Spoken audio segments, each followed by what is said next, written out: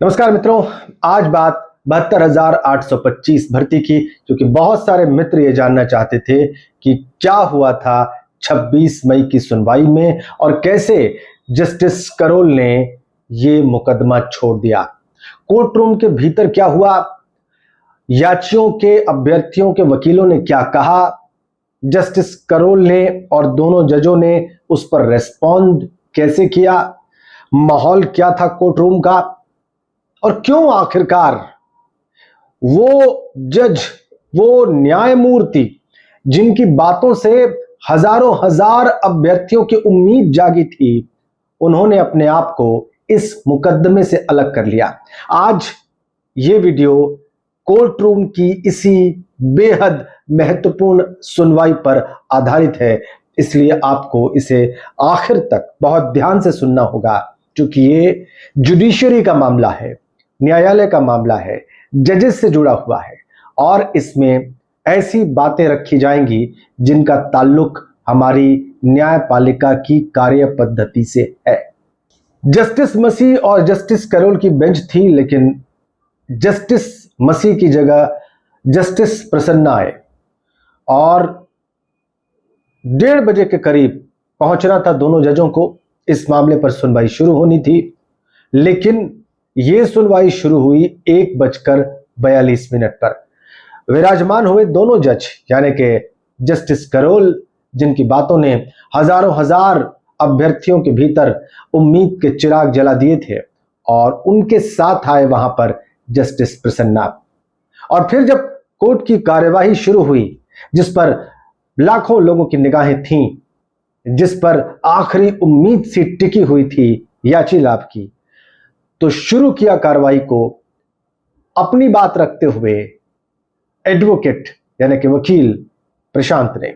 वकील प्रशांत राय ने कहा कि ये जितने भी अभ्यर्थी और याची यहां पर कोर्ट रूम में मौजूद हैं, दरअसल ये सारे दया के पात्र हैं, क्योंकि जो भर्तियां हुई, जो मानदंड रखे गए, वो मानदंड ये पूरा करते थे, वो पैरामीटर्स ये क्वालिफाई करते थे, और इन्होंने बहुत लंबा संघर्ष किया है, लंबी जद्दोजहद की है, जिसको आपने भी माना है, आपने भी देखा है, आपने भी समझा है। इसलिए इन पर दया के तहत बात की जानी चाहिए और इनकी बात को इसी एंगल से देखा और समझा जाना चाहिए। इसी बीच में निखिल रोहतगी साहब सीन में आए। निखिल रोहतगी को आप जानते होंगे, वो इस मामले में, इस पूरे प्रकरण में कुछ समय पहले तक उन 3 अधिकारियों में भी थे, नोडल अधिकारियों में, जो कोर्ट ने अपॉइंट किए थे। वो निखिल रोहतगी साहब आए और उन्होंने कहा कि जो आपने क्राइटेरिया रखा था मिडनाइट का, 16 दिसंबर की मिडनाइट का, आधी रात का, उस वक्त तक 11,000 के आसपास ही याची कोर्ट में मौजूद थे, कोर्ट की कार्रवाई का यानी कॉन्टेम्प्ट का हिस्सा थे। जैसे ही निखिल रोहतगी जी ने यह बात कही, उनको वहां पर प्रदीप राय जी ने, जो कि वरिष्ठ अधिवक्ता हैं, टोक दिया। उनका ऑब्जेक्शन मिडनाइट के बाउंड्री लाइन पर था, जिसका जिक्र कर रहे थे निखिल रोहतगी जी। इस मिडनाइट वाली बात पर ऑब्जेक्ट किया जब प्रदीप राय ने, तो उनके इस ऑब्जेक्शन से वहां पर जो जज साहिबान मौजूद थे, उन्होंने अपनी सहमति व्यक्त की। यानी कि प्रदीप राय जी ने जो मिडनाइट की बात कही थी, उससे फौरन सहमत दिखाई दिए, सिर हिलाकर जज साहब। इस बीच में सीन में आए पीएस पटवालिया साहब, वरिष्ठ वकील, सर्विस के मामलों के जानकार, काफी ख्याति प्राप्त, काफी ख्याति लब्ध, और उन्होंने कहा कि इस भर्ती में जो 90-105 का क्राइटेरिया था, उससे ऊपर बहुत सारे अभ्यर्थी इसी याचियों के लिस्ट में मौजूद हैं, इनके बारे में आप जानते हैं। तो आप एक काम करिए, आप एक ऐसी लिस्ट बनवा लीजिए जिसमें ये क्राइटेरिया पूरी करने वाले ही आ जाएं, और वो 11,000 के आसपास होंगे।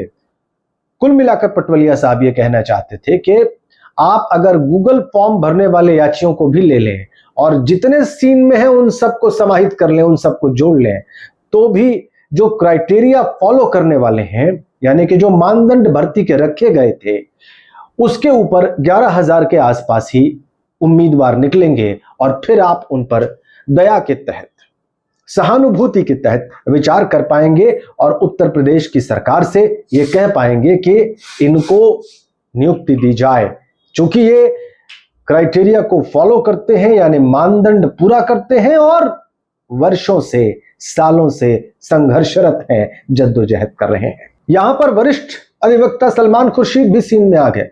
आपको मालूम होगा सलमान खुर्शीद कौन है। भारत के विदेश मंत्री रहे, भारत के कानून मंत्री रहे, कांग्रेस के टॉप लीडर हैं। उन्होंने कहा कि आप देख लीजिए जितने लोग हैं, अगर आप ठीक से इसको देखेंगे तो इसमें जो लिस्ट बनेगी वह भी 11,000 के आसपास ही होगी। फिर भी जज साहब मुस्कुराते रहे, कुछ नहीं कहा। इसके बाद निखिल रोहतगी मामला समझ चुके थे। वो ये समझ चुके थे कि लिस्ट पर कोई बात बनने नहीं जा रही। यहां पर उन्होंने इंटरवीन किया और उन्होंने इंटरवीन करते हुए कहा कि हमको सेपरेटली सुन लीजिए, हमारे याचियों को सेपरेटली सुन लीजिए आप चाहें तो। इस पर भी जज साहब टस से मस नहीं हुए और मुस्कुराते रहे, कोई रिएक्शन नहीं। इसी बीच में सीनियर अधिवक्ता एमसी ढींगरा भी आए और वो भी इस बीच में ये तो समझ ही चुके थे कि लिस्ट पर मामला बनने वाला नहीं है। फिर उन्होंने अपनी तरफ से एक और पेशकश की। उन्होंने कहा 6170 की ही बात देख लीजिए, अगर उतने ही अभ्यर्थियों का चुनाव हो सके तो उनकी ही लिस्ट बन सके तो। यह ऑफर भी ढींगरा साहब की तरफ से कोर्ट में रखा गया, लेकिन जज साहब केवल सुनते रहे, केवल मुस्कुराते रहे। इतने सारे वकीलों ने, आप देखिए मैंने कितने नाम गिना दिए, एक एक करके अपनी बात रखी, एक एक करके ये बताने की कोशिश की कि संभव है दया करना इन अभ्यर्थियों पर। लेकिन जज साहब सुनते रहे, मुस्कुराते रहे। और यहीं पर सवाल खड़ा होता है कि क्या जज साहब ये तय करके आए थे, ये सोच कर आए थे कि नहीं मुझे केस छोड़ देना है, मुझे इस मामले को आगे नहीं सुनना है, चाहे कोई कुछ भी कहता रहे, चाहे कोई कुछ भी ऑफर देता रहे या पॉइंट्स गिनाता रहे। एक नए वकील भी इस बीच में सीन में आए, मनीष। उन्होंने कह दिया वहां पर कि जस्टिस दत्ता की बेंच में भी कुछ ऐसा ही प्रकरण चल रहा है। उसके बाद जज साहब ने कहा कि हम इस केस को समर वेकेशन के बाद लिस्ट करेंगे और जस्टिस प्रसन्ना उस बेंच का हिस्सा रहेंगे। मैं अपने आप को उस बेंच से अलग करता हूं और अगली तारीख हम कहेंगे कि जुलाई के दूसरे या तीसरे हफ्ते में लगाई जाए। मतलब इस तरीके से जस्टिस संजय करोल ने अपने आप को इस मामले से अलग कर लिया। वकील हर तरीके से तैयार थे, उन्हें मालूम था कि यह भी हो सकता है, सो उन्होंने भी सुना, इसे भी स्वीकार किया। अब यह मामला जुलाई में लिस्ट हो गया है। जस्टिस करोल ने अपने आप को इस बेंच से अलग कर लिया है और यह स्पष्ट है कि उनके साथ 26 मई को मौजूद रहे जस्टिस प्रसन्ना इस बेंच का हिस्सा होंगे। अब देखना यह है, समझना यह है कि क्या जस्टिस करोल ये तय करके आए थे कि अब मुझे इस केस से अलग हो जाना है, इस बेंच का हिस्सा नहीं होना है और जैसा है वैसे ही छोड़ देना है।